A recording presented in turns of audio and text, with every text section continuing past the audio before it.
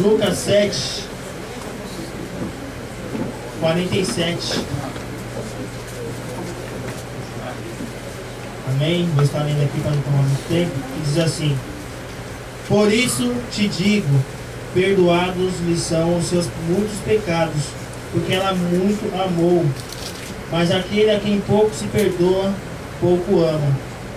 Então disse a mulher: perdoados são os teus pecados. Os que estavam com ele à mesa começaram a dizer entre si: quem é este que até perdoa pecados? Mas Jesus disse à mulher: a tua fé te salvou, vai-te em paz. Ele pode se assentar em nome de Jesus Cristo.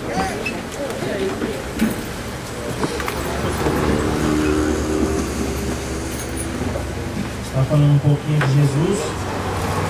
Se fala de Jesus, nós temos uma dificuldade muito grande, uma responsabilidade de trazer algo que a igreja venha entender e venha permanecer no coração de cada um.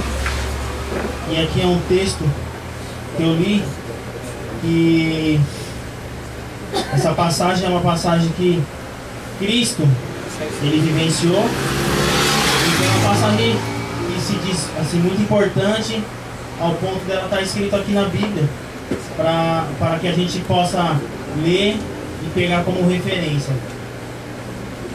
E esse texto aqui ele fala de um momento ao qual nós sabemos que o Deus ele se preocupava muito com o ser humano antigamente, porque ele tinha deixado suas leis, as suas ordenanças, os seus mandamentos, para que o povo viesse cumprir, né? Viesse seguir, viesse saber, ou ter a consciência do que era certo, do que era errado, para que o povo viesse andar e agradar a Deus, assim, no seu caminho, na sua vida. Só que, conforme foi passando os anos, depois que Deus mandou Moisés escrever as leis, os anos foram se passando, só que as leis, né, as ordenanças, elas já não estavam mais do jeito que Deus ele tinha deixado, né, escrito através de Moisés. Houve uma mudança, uma diferença. Pessoas, homens, eles começaram a mudar algumas coisas na lei. Então Deus, ele trouxe, né, ele se encarnou em Jesus Cristo. E é lógico que isso tem um propósito muito importante, muito forte, essa encarnação de Jesus. E Jesus Cristo, ele estava na terra, e o objetivo dele era mudar algumas coisas. Coisas que já não estavam sendo seguidas da maneira correta. Então Jesus Cristo, ele veio para fazer com que o povo viesse enxergar novamente, viesse saber, ou viesse entender, porque querendo ou não, eles foram enganados por alguns homens. Então Jesus ele veio com esse propósito de fazer com que o ser humano ele viesse novamente saber o que agradava a Deus, o que ia fazer com que Deus ele se alegrasse, qual atitude que ia fazer com que Deus ele visse, olhasse o ser humano e falasse: olha, meu filho está fazendo algo que me agrada, meu filho está fazendo algo que eu estou ficando feliz, porque ele está me seguindo da maneira correta. Então foi por isso que Jesus Cristo ele veio à terra subvertendo as ordens das coisas. Jesus Cristo ele veio trazendo uma mudança de lei, uma diferença, uma nova lei, um novo decreto. E para aquele povo, lógico, para eles era algo que eles não conheciam, que eles não sabiam. Era tudo novo, porque eles estavam já acostumados com uma certa regra, com um certo mandamento. Só que Jesus Cristo ele veio mudando a ordem das coisas. E a subversão é algo que surge, é algo que aparece, é algo que ela vem de baixo, filtra, ela vem de repente, vem subitamente. É algo que surge, aparece no momento ao qual as pessoas não estavam esperando. As pessoas não estavam nessa expectativa de que realmente alguém viesse trazer essa verdade novamente. Então Jesus Cristo ele vem subvertendo, ele surgiu, ele apareceu, mudando as ordenanças, as leis, das coisas que estavam erradas. E no Evangelho de Lucas, fala de um texto, esse texto que eu li, que Jesus Cristo, ele é convidado a ir à casa de um homem que era fariseu, e o nome desse moço era Simão. E nós sabemos que esse moço, por ele ser um fariseu, igreja, naquela época eram moços que eles conheciam minuciosamente as leis, eles liam, eles buscavam, eram homens intelectuais, eram homens de conhecimento muito avançado. Se você falasse alguma coisa da lei, ele sabia te explicar, ele sabia te falar. Só que os fariseus, eles foram formados através de uma seita. Por quê? Porque os moços que eu falei no começo, que mudaram, que perverteram a lei, eles começaram a colocar propósito deles na lei, que viesse agradar, né, o coração deles. Então, cada um foi mudando a lei. Pegava a lei de Moisés, não está muito bom, vou colocar um pouco do que eu quero, colocava o que ele queria. Isso aqui também não está muito certo, aí ele colocava o que ele achava que estava certo. Então ali foi se modificando e foi se criando seitas. E uma dessas seitas é a seita farisaica, onde esse moço, Simão, ele era representante dessa seita. E o fariseu naquela época, igreja, era um homem que se destacava.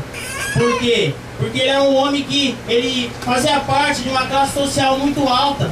Um homem que tinha boas condições, um homem que andava bem trajado, um homem que era visto pelos outros e se destacava porque ele tinha dinheiro, porque ele falava bem, era uma pessoa culta, era uma pessoa eloquente.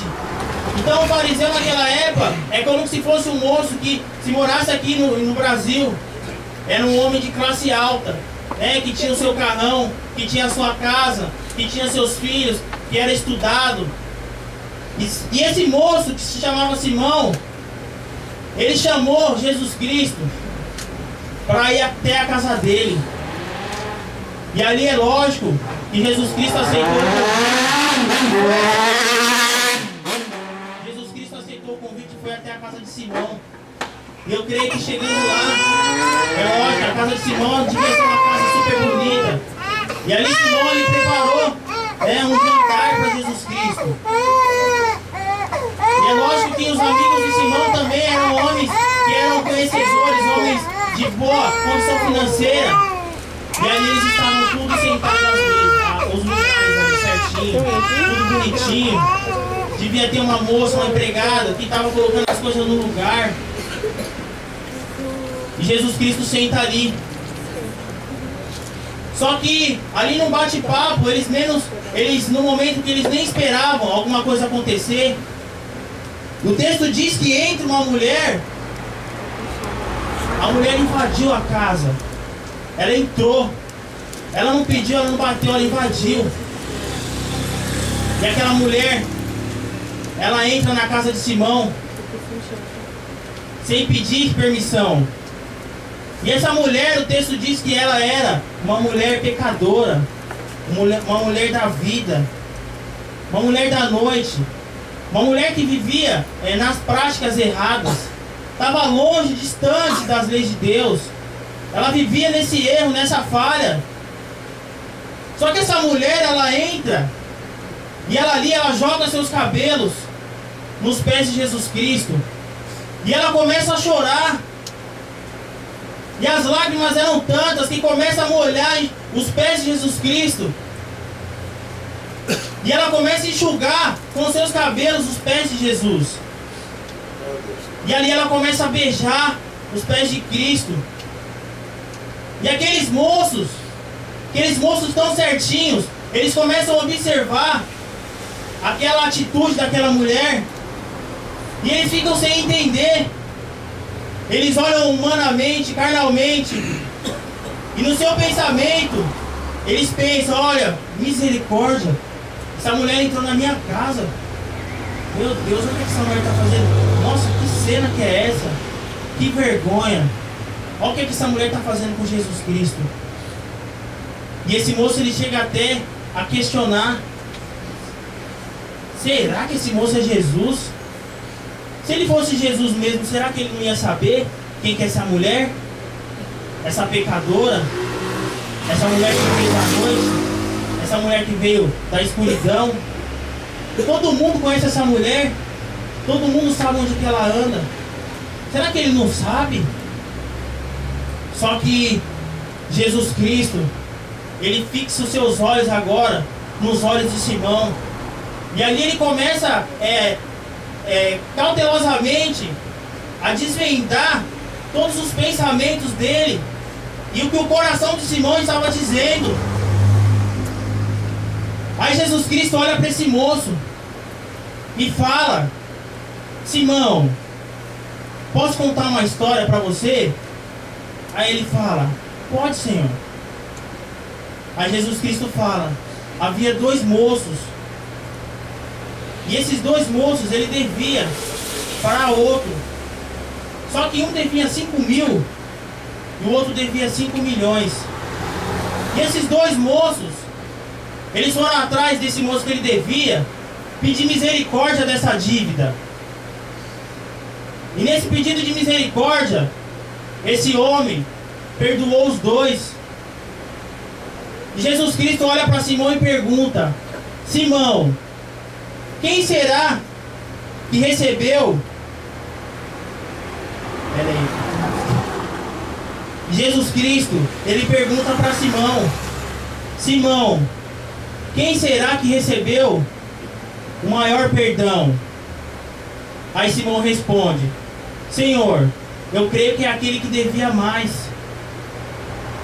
Aí Jesus fala para ele: olha, Simão, você acertou.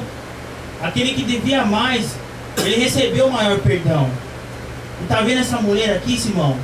Essa pecadora, essa mulher do erro, essa mulher da falha, que tá beijando os meus pés. Eu entrei na tua casa, Simão, você nem me cumprimentou. Eu entrei na tua casa, você não falou nada, você nem me recebeu direito. Mas olha que essa pecadora, ela tá beijando meus pés, Simão. Ela tá aqui, ó, chorando. Maravilha, Deus. E eu perdoo os pecados dela. Porque Simão não olha para a falha, eu não olho para o erro do ser humano, mas eu olho para o coração do ser humano.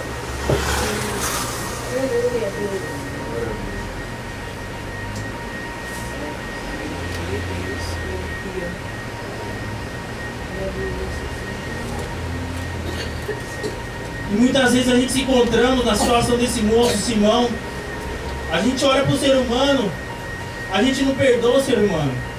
A gente só sabe ver erro, só sabe ver falha, só sabe ver coisas negativas. Mas Jesus Cristo aqui, ele nos ensina que a gente não deve olhar para isso. A gente tem que olhar para o coração.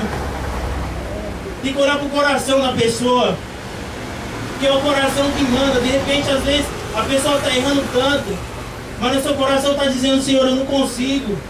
Senhor, eu não vou para frente. Senhor, eu não tenho força.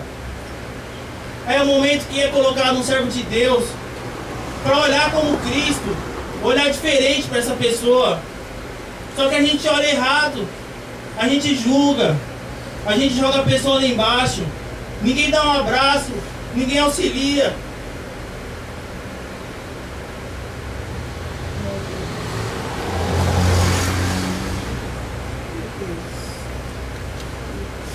Mas Jesus Cristo, ele perdoou aquela mulher, ele perdoou ela, porque ele diz que aquele que muito é perdoado, esse muito ama Jesus Cristo. Não é aquele que diz que é certinho, Maravilha. Aquele que anda certinho, aquele que está de terno, falando coisas boas, anda todo, periquitado. Não. Deus está vendo o seu coração. Deus está vendo dentro do seu coração. Então, através disso, eu aprendi, e eu quero que a igreja aprenda a perdoar e saber que aquele que muito tem dívida com Jesus Cristo, mas ele reconhece dentro do seu coração que ele deve para Jesus Cristo. Ele sabe que ele está em dívida com Jesus, porque ele está em erro, ele está distante da lei, ele está falhando tanto. Esse muito ama Jesus Cristo. Esse que reconhece no seu coração que ele deve para Jesus. Não aquele que se diz que é certinho, que não deve nada, mas aquele que muito deve para Jesus Cristo. Esse muito ama Jesus. Amém? Essa é a oportunidade, em nome de Jesus.